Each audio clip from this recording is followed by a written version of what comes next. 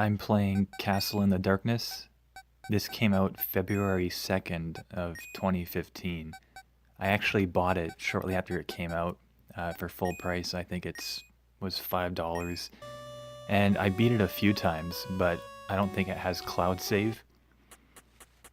So that's all gone now.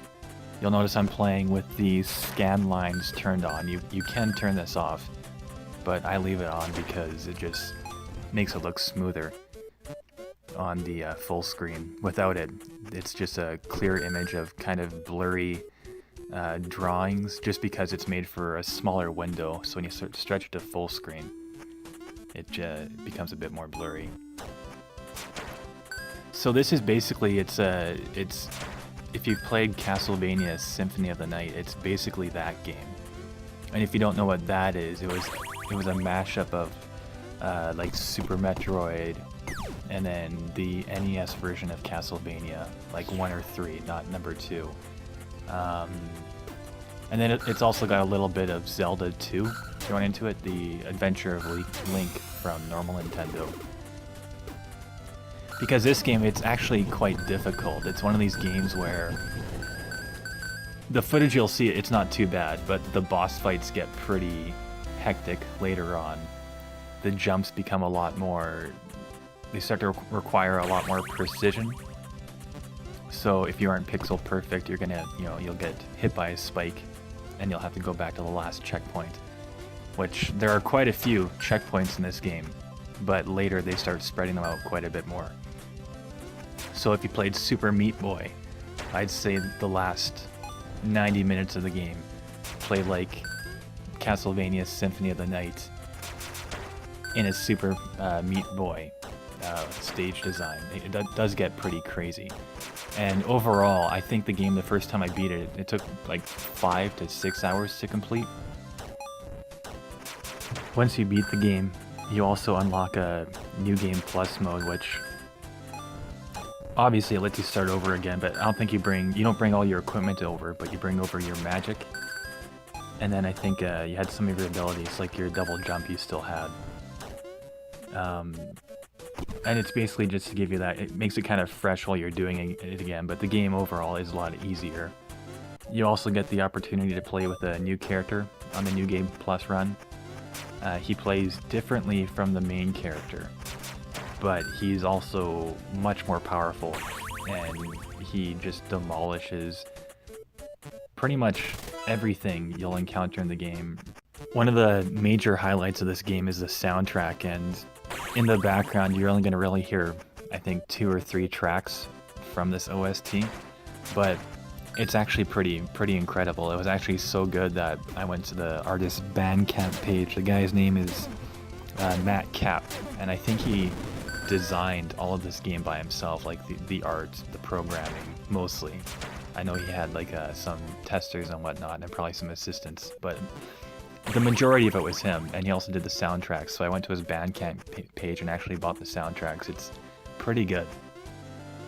If you're into, I guess I would say it's kind of like 90s punk.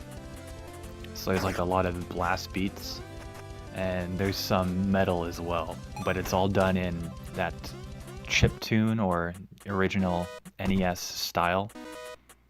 So I really enjoyed it. It really helps push you through the game when it gets to the really hard parts where you feel like giving up, but then you keep playing because the music's so good. You want to get to the next stage and hear what that sound is gonna be.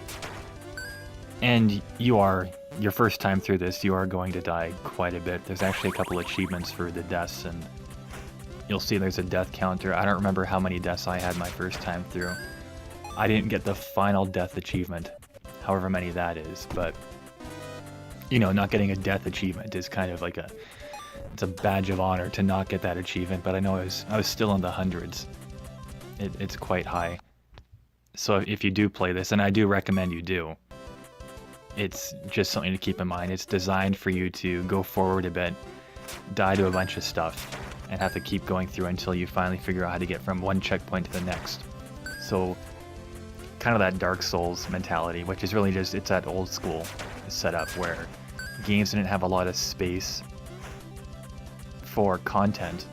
So what they did to stretch it out So that, if you bought a game, instead of beating it in an hour because that's all the content that was there, they jacked up the difficulty to make it 5 or 6 hours. And this isn't ungodly difficult, like some unlicensed NES games would have been, but it's pretty difficult. I guess if I had to pick some NES games that it's like, again, Zelda 2, that's actually a really good level of difficulty for comparison. So if you play that one, a modern game, I'd say probably Dark Souls 1, not 2, because 2 I think went heavy on the enemy positioning and whatnot to kind of compensate, but that'd be a different review entirely. So I'd say it's like Dark Souls 1 in difficulty. So to sum it up, I'd say this is obviously it's a retro action platformer. It's pretty difficult, but the curve isn't too unbearable. But the last 90 minutes of the game is going to be very challenging. There's a decent amount of backtracking, and you may have to use a walkthrough at a couple points. I think there's one on the Steam forums for this, just to find all the collectibles if you want to get I think it's like 110% or whatever it was. Because it's one of those games where you can kill the boss, and then you get one ending.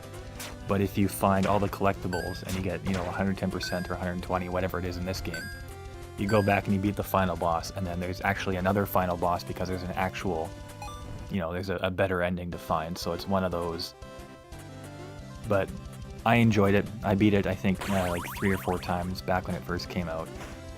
It's worth the price. I had read on the guy's Twitter a few months after release that he was working on a free content update for this game, like free DLC, a minor expansion pack kind of thing, but I haven't heard anything about that, and I downloaded this to go back to see if that was there, and as far as I can tell, there's nothing new, no updates been made, so that may or may not be getting fulfilled, but regardless, it wasn't included in the price, so just know if you're buying this, that may come, but it may not. Either way, $5 for 5 to 6 hours. If you do the New Game Plus, you'll slap on another 3 or 4. And I definitely think it's worth it. It's probably the best game I've played from 2010 to now, so the last 6 years. And this is some under the radar indie game. So definitely pick it up.